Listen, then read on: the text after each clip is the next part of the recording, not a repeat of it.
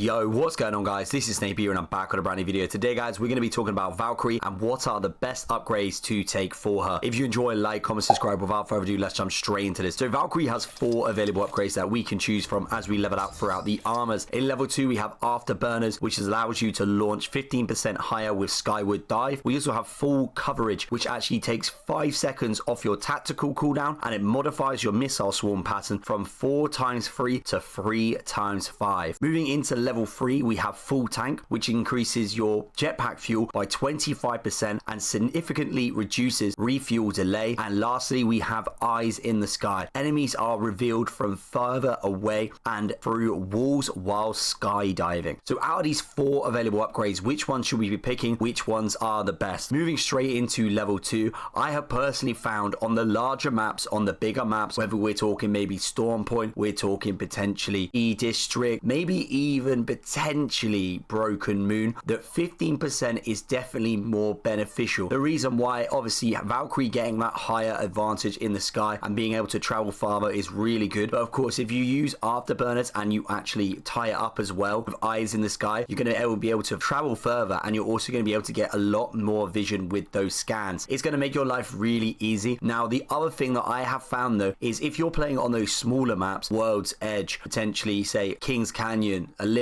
I do not see why you would take Afterburners. I feel like Afterburners is just for those bigger maps where you are going to need them for the rotations, where it's obviously going to be more beneficial for you to get more height, not only just for those scans, but also just for covering distance. Full coverage is great for those poke situations when you're holding down a team in a certain destination where they're locking it down, and maybe for example, they're hiding behind cover and you just want to keep harassing them. Those 5 seconds tactical cooldown and of course extra missiles are really, really good. So I really do feel like on the smaller maps, I personally would take full coverage, but on those bigger maps, I do feel like Afterburner is a really good option. Now, at the end of the day, you don't have to take Afterburners. If you prefer having more missiles, full coverage is definitely a good option to go. I feel like it wouldn't be the end of the world if you took this on a big map or a small map, but I just feel like sometimes with those bigger maps, Afterburners would really help and benefit you traveling those further distances. So in my personal opinion, smaller maps, full coverage, bigger maps, Afterburners. Moving into level 3, I have found that Eyes in the Sky is just way too good not to be getting used. Full Tank is a really, really good upgrade and it does make it difficult to choose, but I just find that those Eyes in the Sky are just so good because at the end of the day, you don't have to be using this just because you're in your ultimate. You are going to get these scans as well whilst you are also flying in